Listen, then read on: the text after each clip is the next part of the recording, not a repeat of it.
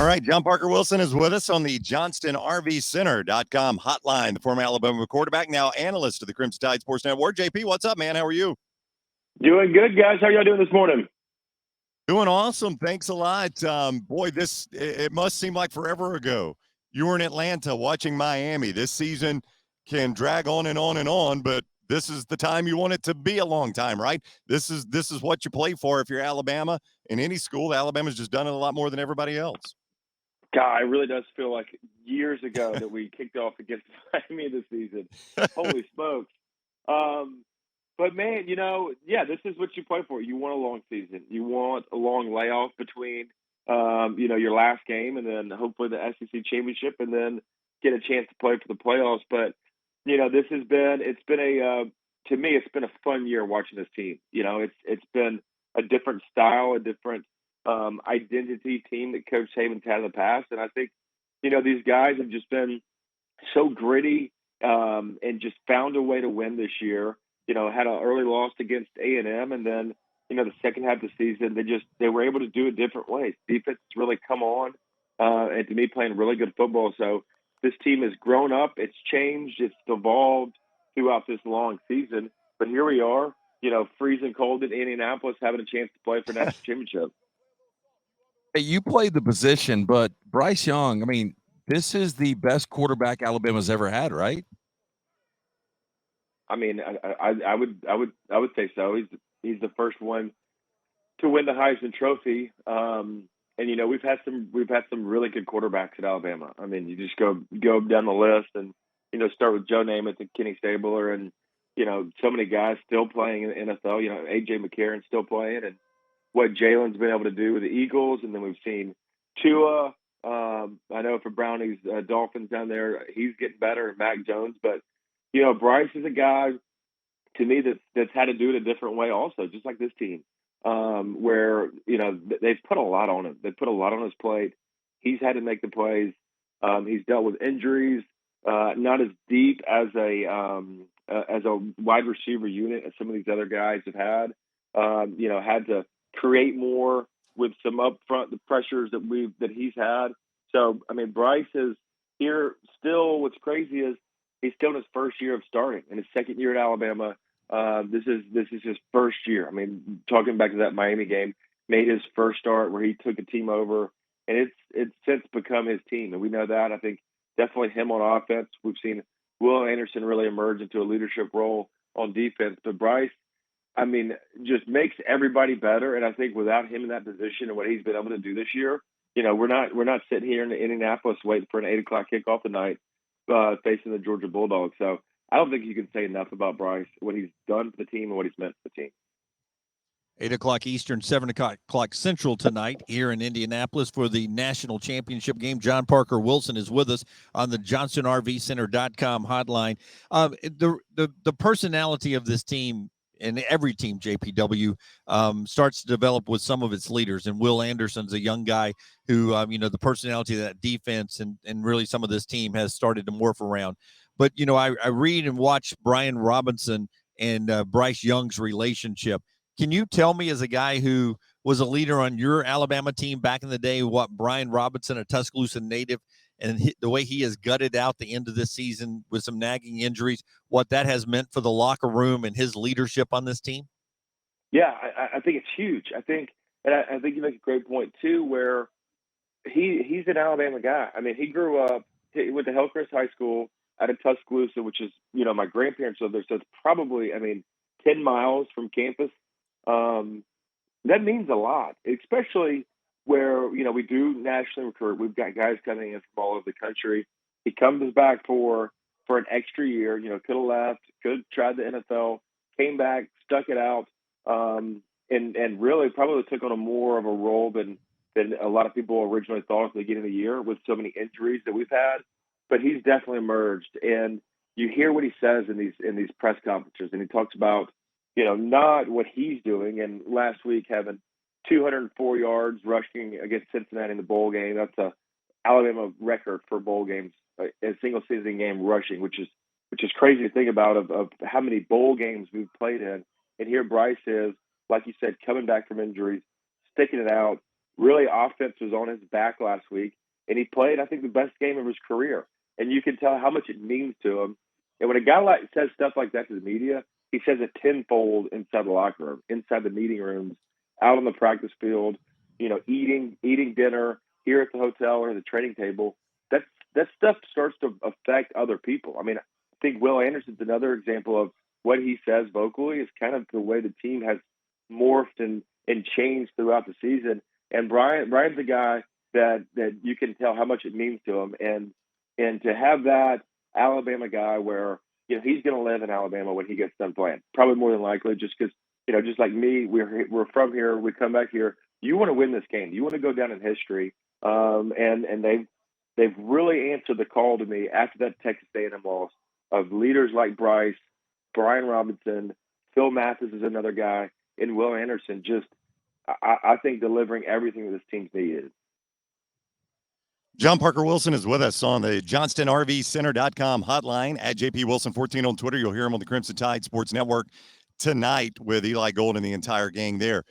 Do you think this is harder in a rematch on Dan Lanning and Kirby Smart to fix what didn't work defensively, or on Bill O'Brien to try to, maybe guess some of those Georgia corrections and have that next plan, that next foot forward in a game plan? Which one's more difficult, do you think?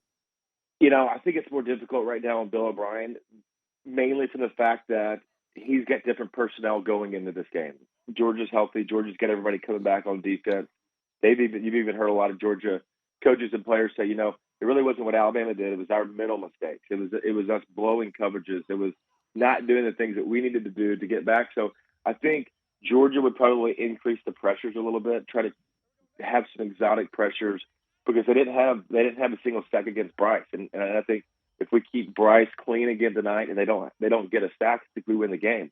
So Bill O'Brien comes in here with Jamison Williams, obviously, but you don't have the other guy, John Mechie, who is a huge part of this offense. I mean, Mechie still has over 1,100 yards receiving, hasn't played in the past 2 games. So Bill O'Brien, I think offensively too, you try to always be creative and try to change up the looks that you're showing the defense. We're gonna run a lot of the same patterns, a lot of the same concepts down the field, but you want to show it to them in a different way, whether it's a new motion or new formation, or maybe Slade Bolden coming out of the backfield instead of lining up out of the slot guy, lining up in the running back position out of shotgun. I think that's the challenges of any offensive coordinator, is being creative, creating new ways to attack the defense. But you want to do the same things, right? Because you can't come in and have a completely new offense. The guys they haven't practiced it, they haven't repped it, you're not confident in it. So you want to, you want to have 80-90% of your offense the same and just go out and do it a different way. And that's what any offense coordinator battles with, is being creative, but not being too creative where your guys aren't efficient in what we're trying to do. So tell me, what do you do off of if they start bringing the house? What does that open up for Alabama? What does it open up for us?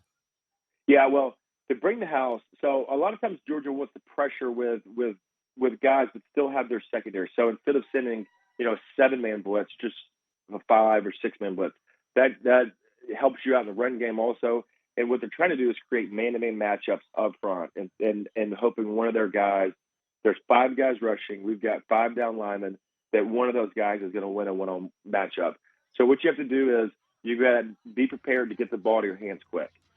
That comes from, Bryce can get out of his hands quick, but to complete those balls, there's got to be separation at the line of scrimmage. So, you look to guys like Jamison, who's done it, but the younger guys, Corey Brooks and Slade Bolden, and possibly a Trayshawn Holden, those guys have got to be able to create separation and give Bryce room to throw the ball. And then off of that, okay, if you can kind of get that going, now we're going to want to try to keep an extra tight end or running back in there where you can max protect, not necessarily a play action, but block it up so we can get, intermediate and down the field passes. Kind of a progression as you go through of short game, of handling the blitzes, and then trying to keep more guys in the box. But, for Georgia, that's a risk. I think the strength of their team is their front 7. The weaker part of their team is going to be the secondary. So the more guys you blitz, the more the secondaries on the island. And that's the matchup I like. I mean, if we can get Jamison one-on-one with somebody, Bryce is really good about understanding the defenses and taking his chances when he can. If we get a single high safety and it's press man against Jameson Williams, more than likely Bryce is going to go find him or try to get him the ball. I mean, even if it's a down the field shot, that's a matchup. If they show it, we got to try to hit it. And Jameson's been more times than not been able to get open and have huge plays, and that's what we saw against Georgia. It was explosive plays. It was run after catch. It was a 5-yard, 10-yard completion that ended up in an 80-yard touchdown. I think that's what it's going to take again tonight.